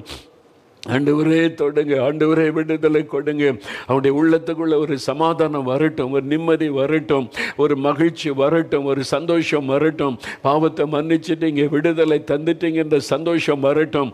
நீங்கள் அந்த மகிழ்ச்சியை கொடுங்க ஆண்டவரே, கொடுங்க. அநேகர் கண்ணீரோடு ஜெபிக்கிறீங்க, உடைந்த உள்ளத்தோடு ஜெபிக்கிறீங்க. ஆண்டவர் உங்களுடைய ஜெபத்தை கவனமாய் கேட்கிறார், உங்களுடைய ஜெபத்திற்கு பதில் தந்து கொண்டு இருக்கிறார். அவருடைய பிரசன்ன வல்லம் உங்களுக்குள்ள இறங்குகிறது. சிலர் விட்டு சில அசுத்த ஆவிகள் வெளியேறுகிறது. அது இச்சையை தோண்டுகிற ஆவிகள், அடிமைப்படுத்துகிற ஆவிகள், மதுபான போதை வஸ்துகளை கொண்டு வந்து அடிமைப்படுத்துகிற ஆவி விலகுகிறது. ஒரு இருளின் வல்லமை விலகுகிறது. மகளே உனக்கு விடுதலை, மகனே உனக்கு விடுதலை. அந்த ஆவி உன்னை விட்டு இயேசுவின் நாமத்தில் விலகுகிறது. உன் பாவம் மன்னிக்கப்பட்டு விடுதலை உண்டாகிறது. உன்னுடைய உள்ளத்துக்குள்ள ஒரு மாற்றம் வருகிறது, சமாதானம் வருகிறது. இயேசுவின் நாமத்தில் விடுதலை, இயேசுவின் நாமத்தில் விடுதலை. இயேசுவே ஸ்தோத்திரம்னு சொல்லுங்க. இயேசுவே ஸ்தோத்திரம், என்னை மன்னிக்கிறதற்காய் ஸ்தோத்திரம், என் உள்ளத்தில் நீர் வருகிறதற்காய் ஸ்தோத்திரம், இயேசுவை விடுதலை தருகிறதற்காய் ஸ்தோத்திரம். வாய் திறந்து இயேசுவே ஸ்தோத்திரம்னு சொல்லு மகனே, சொல்லு மகளே, வாய் திறந்து சொல்லு, இயேசுவே உமக்கு ஸ்தோத்திரம்னு சொல். ஆண்டவருடைய சந்தோஷம் உள்ளத்தை நிரப்பிக் கொண்டு இருக்கிறது, மகிழ்ச்சி உள்ளத்தை நிரப்புகிறது, துக்கம் சந்தோஷமாய் மாறிக்கொண்டு இருக்கிறது. கர்த்தர் கொடுக்கிற அந்த சந்தோஷம் விடுதலைக்காக ஸ்தோத்திரம். பாவ கட்டுகள் அறுக்கப்படுகிறதற்காக ஸ்தோத்திரம். உமக்கு நன்றி, உமக்கு நன்றி. இயேசுவே உமக்கு ஸ்தோத்திரம், இயேசுவே உமக்கு நன்றி, உமக்கு நன்றி, உமக்கு நன்றி. ஆண்டவரே உமக்கு நன்றி. ரம்யா என்கிற ஒரு வாலிப மகள், உன் கண்ணீரின் ஜெபத்தை இயேசு கேட்டார் மகளே. அவருடைய இரத்தத்தின் வல்லமை உன் இருதயத்தை கழுவி சுத்திகரிக்கிறது. உன்னை அடிமைப்படுத்தி வைத்த இந்த பாவ கட்டுகள் அறுக்கப்படுகிறது. ஒன்று இந்த பாவத்தில் இந்த விடுதலை வேண்டும், அல்லது நான் சாகணும், தற்கொலை பண்ணி சாகணும்னு எண்ணினாய். ஆண்டவர் இயேசு உனக்கு விடுதலை கொடுக்கிறார். உன்னை புதிய ஒரு இருதயத்தை உனக்கு தந்து வாழ வைக்கிறார். இன்றைக்கோட பழையவைகள் ஒளிந்தது. இந்த வியாதி, இந்த பாவத்தின் நிமித்தம் உன்னுடைய சரீரத்தில் ஒரு வியாதி உன்னை வாதித்து கொண்டு இருக்கிறது. அதிலிருந்தும் இயேசு உனக்கு விடுதலை தருகிறார். இயேசுவே ஸ்தோத்திரம் என்று சொல் மகளே. ரம்யா, இயேசுவுக்கு ஸ்தோத்திரம். என் ஆண்டவரை மகிமைப்படுத்தி. ஆண்டவருடைய கரம், இயேசுடைய கரம் உன்னை தொட்டது, விடுதலை கொடுத்து விட்டது. இயேசுவுக்கு ஸ்தோத்திரம், இயேசுவுக்கு ஸ்தோத்திரம். அருண்குமார் என்கிற ஒரு வாலிப தம்பி, நீ அடிமைத்தனத்தில் இந்த விடுதலை வேண்டும் என்று கண்ணீரோடு ஜெபித்தாயே. இயேசுடைய கரம் உன்னை தொடுகிறது மகனே அருண்குமார். இயேசுடைய வல்லமை உனக்குள்ளே பாய்ந்து வருகிறது. அந்த பாவ கட்டுகள் அறுக்கப்படுகிறது. இதோ புதிய இருதயத்தை இயேசு உனக்கு தருகிறார். உன் உள்ளத்தில் ஒரு சந்தோஷம் நிரப்புகிறது. பழையவைகள் ஒளிந்து போகிறது. இருளின் கிரியை அழிக்கப்பட்டது. இயேசுவுக்கு ஸ்தோத்திரம். வாய் திறந்து ஆண்டவரை துதி பொழுது இயேசுவே ஸ்தோத்திரம் என்று சொல். ஆண்டவர் இயேசுடைய கரம் உன்னை தொட்டு விட்டது. விடுதலை கொடுத்த இயேசுவுக்கு ஸ்தோத்திரம். ஆண்டவரே, நீ தந்த விடுதலைக்காக ஸ்தோத்திரம். உமக்கு நன்றி, உமக்கு நன்றி. வாய் திறந்து துதி மகனே. ஆண்டவருக்கு ஸ்தோத்திரம் என்று சொல்லி பொழுது தேங்க்யூ லார்ட். ஆண்டவருடைய கரம் அநேகரை தொட்டு விடுதலை செய்து கொண்டிருக்கிறதை நான் பார்க்கிறேன். இயேசுவுக்கு நன்றி, இயேசுவுக்கு நன்றி. இம்மானுவேல், ஆண்டவர் உன்னோடு கூட இருக்க வேண்டும் என்று உன் பெற்றோர் இந்த பெயரை வைத்தார்கள். இயேசு எப்பமோ கூட இருந்த நடத்தணும்னு சொல்லி நீயோ ஆண்டவரை விட்டு விலகி பாவத்திற்கு இடம் கொடுத்து இன்றைக்கு நீ உன் பரிசுத்தத்தை இழந்து சமாதானத்தை இழந்து தவிக்கிறாய். என் பாவம் மன்னிக்கப்படுமா என்று நீ கேள்வியோடு நின்றாய். இயேசு கிறிஸ்து உடைந்த உள்ளத்தையும் கண்ணீரின் ஜெபத்தையும் கண்டார். இதோ நான் உன்னை மன்னிக்கிறேன், இனி பாவம் செய்யாதே, அந்த உலகத்தின் காரியத்தை விட்டு அந்த தவறான நண்பர்களை விட்டு விலகு என்று ஆண்டவர் இயேசு உனக்கு சொல்லுகிறார். அவருடைய இரத்தம் உன்னை கழுவுகிறது, விடுதலை உண்டாகிறது, மெய்யான சமாதானம் உள்ளத்தை நிரப்புகிறது. ஆண்டவரை துதித்து மகிமைப்படுத்த இப்பொழுதே கர்த்தர் அப்படி செய்கிற அன்பிற்காக ஸ்தோத்திரம். சுபாஷினி என்கிற மகள் ஆண்டவருடைய வாழ்க்கையில் இன்றைக்கு ஒரு புதிய காரியத்தை செய்கிறார். நீ ஏற்கனவே தற்கொலைக்கு முயன்றும் ஆண்டவர் கிருபையாக உன்னை பாதுகாத்தார். இப்பொழுதும் ஒன்று, நான் ஆண்டவர் எனக்கு அற்புதம் செய்யணும் அல்லது நான் தற்கொலை பண்ணி சாகணும் என்ற எண்ணத்தோடு தான் நீ விண்ணப்பம் பண்ணினாய். இயேசு கிறிஸ்து உனக்கு விடுதலை தருகிறார். பாவ கட்டுகள் அறுக்கப்படுகிறது. உன் வாழ்க்கையில் நிறைய நெருக்கங்கள், என்னை நேசிக்க யாரும் இல்லை, புரிந்து கொள்ள யாருமில்லை என்று தனித்து விடப்பட்ட நிலைமையிலே கலங்குகிறாய். இயேசு சொல்லுகிறார், இன்று முதல் நான் உனக்கு தகப்பனும் தாயும் சிநேகிதனுமாய் இருப்பேன் என்று சொல்லி இயேசுவை பிடித்துக்கொள் மகளே, இதோ உனக்கு விடுதலை. பழையவைகள் ஒளிந்து போகிறது, புது இருதயத்தை தருகிறார். இயேசுவே ஸ்தோத்திரம் என்று சொல். இயேசுவே உமக்கு நன்றி. வாய் திறந்த ஆண்டவரை துதி. ஆண்டவருடைய வல்லமை உனக்குள் இறங்கி கொண்டு இருக்கிறது. ஆண்டவர் கொடுக்கிற விடுதலைக்காக உமக்கு ஸ்தோத்திரம். Thank you Lord. எல்லாரும் அப்படியே இருதயத்தில் கை வைத்து ஜெபித்தவங்க இயேசுவே ஸ்தோத்திரம்னு சொல்லுங்க. இயேசுவே என்னை மன்னித்ததற்காய் ஸ்தோத்திரம், விடுதலை கொடுத்து விட்டதற்காய் ஸ்தோத்திரம். மதுபான பழக்கத்தில் இந்த விடுதலை, போதை வஸ்துகளில் இந்த விடுதலை, அந்த பாவ அடிமைத்தனத்தில் இந்த விடுதலை, இயேசு கிறிஸ்துவின் நாமத்தில் விடுதலை, இயேசுவின் இரத்தத்தின் வல்லமினால் விடுதலை. அடிமைப்படுத்தி கொண்டிருக்கிற ஆவிகள் விலகட்டும் இயேசுவின் நாமத்தில். அந்த கட்டுகள் அறுக்கப்படட்டும் இயேசுவின் நாமத்தில். உம்முடைய வல்லமை தொடுகிறதற்காக, விடுதலை உண்டாகிறதற்காய் ஸ்தோத்திரம். மனதாரமை துதிக்கிறேன், ஸ்தோத்தரிக்கிறேன் அப்பா, உமக்கு நன்றி. அடுத்து வியாதி உள்ளவர்கள் வியாதி உள்ள இடத்துல கை வைத்து ஜெபிக்கணும். உங்கள் வீட்டில் யாராவது வியாதிப்பட்டு இருந்தால் அவங்க மேலே நீங்கள் கை வைத்து உங்களுடைய மகனுக்கோ மகளுக்கோ பெற்றோருக்கோ இயேசுவே நீர் சுகம் தரணும்னு ஜெபிக்கணும். நீங்கள் வியாதியோடு இருந்தால் வியாதி உள்ள இடத்துல கை வைத்து கொள்ளுங்க. கண்களில் சுகம் வேணும்னா கண்ணில் கை வைங்க. இருதயத்தில் சுகம் வேணும்னா வலது கரத்தை இருதயத்தில் வைங்க. கிட்னி ஸ்டோனில் கஷ்டப்படுறீங்க, சிறுநீரகம் பாதிக்கப்பட்டுட்டுன்னா சிறுநீரகம் அந்த இடத்துல கை வைங்க. உங்களுடைய எந்த இடத்துல வலி, வேதனை, கட்டிகள், கேன்சர் கட்டி, டிபி கட்டி, தைராய்டு கட்டி, அந்த கட்டிகள் இருக்கிற இடத்துல கை வைத்து கொள்ளுங்க. நீங்களே உங்களுடைய சரீரத்தில் கை வைத்து ஜெபிக்கணும். அல்லது குடும்பத்தார் உங்கள் வியாதி படுக்கையில் சிலர் இருக்கிறாங்க. ஆண்டவர் சொல்லுகிறார், மரண கட்டுகள் இன்றைக்கு மாறுகிறது. மரண கட்டுகள் இனி அவ்வளவுதான் என்கிற சூழ்நிலையில் மரண கட்டுகளோடு மரண படுக்கையில் இருக்கிறவங்க அவங்க மேலே ஆண்டவருடைய வல்லமை இறங்க போகிறது. வீட்டார் அவங்க மேலே கை வைத்து ஜெபிங்க. சிலர் ஆஸ்பத்திரியில் அப்படிப்பட்டவங்களை வைத்து கொண்டு ஜெபிக்கிறீங்க. உங்கள் கரத்தை அவங்க மேலே வைத்து இயேசுவின் நாமத்தை சொல்லுங்கள். இயேசுவின் நாமத்தில், இயேசுவின் நாமத்தில் சுகம், இயேசுவின் நாமத்தில் விடுதலை, இயேசு கிறிஸ்துவின் பெயரை சொல்லுங்கள். நீங்கள் சொல்ல சொல்ல சொல்ல விடுதலை. இப்போ சகல நோய்களும் மாறுகிறது. சில நோய்கள் அசுத்த ஆவியினால் உண்டானவைகள், பலவீனப்படுத்துகிற ஆவியினால். இப்போ ஜெபிக்கும் போது அந்த ஆவிகள் வெளியேறும். அப்பொழுது அந்த நோயும் மறைந்து போகும். இதோ ஆண்டவருடைய வல்லமை தொடுகிறது. தகப்பனே என்னை தொடும், இயேசுவே என்னை குணமாக்கும், இயேசுவே இந்த வியாதியை எடுத்து போடும், இயேசுவே என் குழந்தைக்கு சுகம் தாரும் என்று ஜெபிக்கிறாங்க. ஜெபிக்கிற ஒவ்வொருவர் மீதும் உடைய கரம் வைக்கப்படட்டும். அந்த மகளை தொடுங்க ஆண்டவரே, இந்த மகனை தொடுங்க ஆண்டவரே. அந்த பொல்லாத வியாதி விலகட்டும். கேன்சர் வியாதி இயேசு கிறிஸ்துவின் நாமத்தில் மறைந்து போகட்டும். கேன்சர் வியாதியை கொண்டு வருகிற பொல்லாத ஆவி இயேசுவின் நாமத்தில் விலகட்டும் என்று நான் ஜெபிக்கிறேன். அந்த கட்டிகள் சரீரத்தை விட்டு மறையட்டும். டிபி கட்டிகள் இயேசுவின் நாமத்தில் மறைவதாக. தைராய்டு கட்டிகள் இயேசுவின் நாமத்தில் மறைந்து போவதாக. பொல்லாத கேன்சர் கட்டிகள் இயேசுவின் நாமத்தில் மறையட்டும். லிவரில் இருக்கிற கேன்சர் கட்டி மறையட்டும் இயேசுவின் நாமத்தில். லங்ஸை பாதித்திருக்கிற கேன்சர் இயேசுவின் நாமத்தில் விலகட்டும்.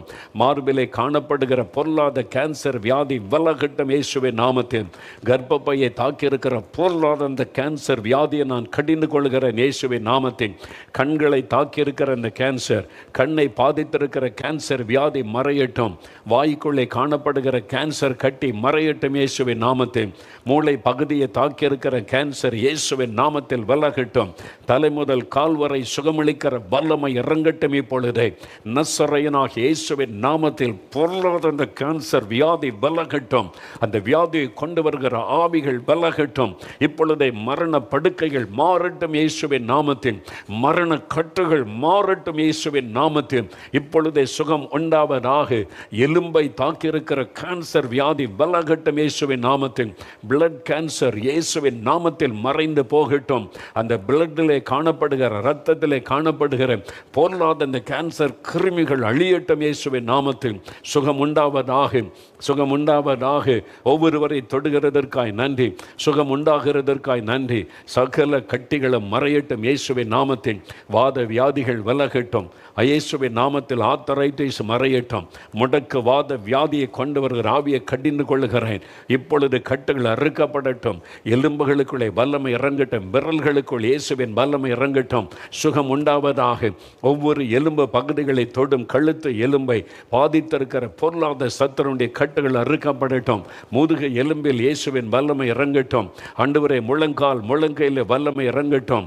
எலும்பில் காணப்படுகிற வலிகள் மறையட்டும். சுகம் உண்டாகட்டும் இயேசுவின் நாமத்தில். சகல நோய்களும் விலகுகிறதற்காய் நன்றி. ஆஸ்துமா வியாதியை கடிந்து கொள்கிற இயேசுவின் நாமத்தில். இழுப்பு வியாதியை கொண்டு வருகிற ஆவிகள் விலகட்டும் இயேசுவின் நாமத்தினாலே. ஜீரண உறுப்பை தாக்கியிருக்கிற சத்துருடைய கிரியைகள் அழியட்டும். இப்பொழுது டைஜஸ்டிவ் சிஸ்டத்தில் மாற்றம் வரட்டும். ஆண்டவரே, சுவாச உறுப்புகளை தாக்கியிருக்கிற ஆவிகள் விலகட்டும். இப்பொழுதே சுகம் உண்டாவதாக. மூச்சை திணறல்கள் விலகட்டும். குழந்தைகளை தாக்கியிருக்கிற இழுப்பு நோயை கொண்டு வருகிற ஆவிகளை கடிந்து கொள்கிறேன். அந்த ஃபிட்ஸ் வியாதியை கொண்டு வருகிற பொருளாதார சத்துரு குழந்தைகளை விட்டு விலகட்டும். சுகம் உண்டாகட்டும் இயேசுவின் நாமத்தில். தலைமுதல் கால்வரை சுகமளிக்கிற வல்லமை ஒவ்வொருவருக்குள்ளும் இறங்கட்டும் இயேசுவின் நாமத்தினாலே. சகல பாதிக்கப்பட்டிருக்கிற இருதயம் சுகமடையட்டும். பாதிக்கப்பட்டிருக்கிற லங்ஸ் லிவரில் சுகம் வரட்டும். சிறுநீரகம் பாதிக்கப்பட்டவளை தொடும். டயாலிசிஸ் செய்து கொண்டிருக்கிறவளை தொடும். இப்பொழுது அந்த சிறுநீரகம் புதிதாய் மாறட்டும். அது செயல்படட்டும் இயேசுவின் நாமத்தில். அற்புத சுகத்தை கட்டளை இடுகிறதற்காய் நன்றி. ஒவ்வொருவரையும் தொடும். ஒவ்வொருவருக்கு சுகம் உண்டாகட்டும். குருட்டு கண்கள் திறக்கப்படட்டும் இயேசுவின் நாமத்தில். செவிட்டு காதுகள் திறக்கப்படட்டும் இயேசுவின் நாமத்தில். ஒரு அற்புதமான சுகம் ஆண்டவருடைய சரீரம் முழுவதிலும் உண்டாகட்டும். ஆண்டவரே, அவளை துக்கப்படுத்தி கொண்டிருக்கிற அந்த நோய்கள் முற்றிலும் விலகி அற்புத சுகம் வரட்டும். குழந்தைகளுக்கு சுகம் உண்டாகட்டும். வயதான பெற்றோருக்கு சுகம் உண்டாகட்டும். மரண படுக்கைகள் மாறட்டும். செயலற்ற போன கால்கள் இயேசுவின் நாமத்தில் செயல்படுவதாக. அதுக்குள்ளே ஜீவன் வரட்டும். செயலற்ற போன கைகளுக்குள்ளே உயிர் வரட்டும் இயேசுவின் நாமத்தில். இப்பொழுது அவைகள் செயல்படட்டும். உடைய வல்லமை தொடுகிறது. சுகம் உண்டாகிறது. நன்றி. இயேசுடைய வல்லமை தொடுகிறது. அப்படியே வாய்த்தர இயேசுவே ஸ்தோத்திரம்னு சொல்லுங்க. இயேசுவே, என்னை தொடுகிறதற்காய் ஸ்தோத்திரம். குணமாக்குகிறதற்காய் ஸ்தோத்திரம். அற்புதம் செய்கிறதற்காய் ஸ்தோத்திரம். வாய்த்தரன் ஆண்டவரை துதிங்க. இப்பொழுது கண்மணி என்கிற மகள், உன் ஜெபம் கேட்கப்பட்டது மகளே. ஆண்டவரின் ஜெபத்தை கேட்டு உன் சரீரத்தை தொட்டு குணமாக்கினார். பல வியாதிகள், பல பலவீனங்கள், சகல நோய் பலவீனங்களும் விலகுகிறது. ஒரு பூரண சுகத்தை ஆண்டவர் கட்டளை இடுகிறார். இயேசுவுக்கு ஸ்தோத்திரம் என்று சொல் மகளே. மாணிக்கம், ஆண்டவருடைய கரங்களை தொடுகிறது. மாணிக்கம், எலும்புகள் பாதிக்கப்பட்டு நீங்கள் மிகுந்த வேதனையோடு நடக்கக்கூட பலனற்று இருக்கிறீங்க. ஒவ்வொரு எலும்பு பகுதியிலும் ஆண்டவருடைய வல்லமை இறங்குகிறது. அந்த கட்டுகள் அறுக்கப்படுகிறது. எலும்பி நடங்க இயேசுவின் நாமத்தில். விடுதலை பெற்றுக்கொண்டீங்க. மாணிக்கம், இயேசுவுக்கு நன்றின்னு சொல்லுங்கள். இப்பொழுது ஆறுமுகம், ஆண்டவருடைய கரம் உங்களை தொட்டு விட்டது. ஆறுமுகம், உங்களுடைய ஸ்பைனல் கார்டு பிரச்சனையினால படுக்கையில் இருந்து கொண்டே ஜெபிக்கிறீங்க. ஆண்டவருடைய வல்லமை உங்களுடைய ஸ்பைனல் கார்டு முதுகு எலும்பை தொடுகிறது. சுகம் இயேசுவின் நாமத்தில் உண்டாகிறது. இப்போ எலும்பி நடந்து பாருங்க, வலி இல்லை. இயேசுவின் நாமத்தில் விடுதலை பெற்றுவிட்டீர்கள். இயேசுவுக்கு நன்றின்னு சொல்லுங்கள். இப்பொழுது சிவப்பிரகாசம், ஆண்டவருடைய கரம் உங்களை தொடுகிறது. சிவப்பிரகாசம், ஒரு மரண பயம் உங்களை ஆட்கொண்டு இருக்கிறது.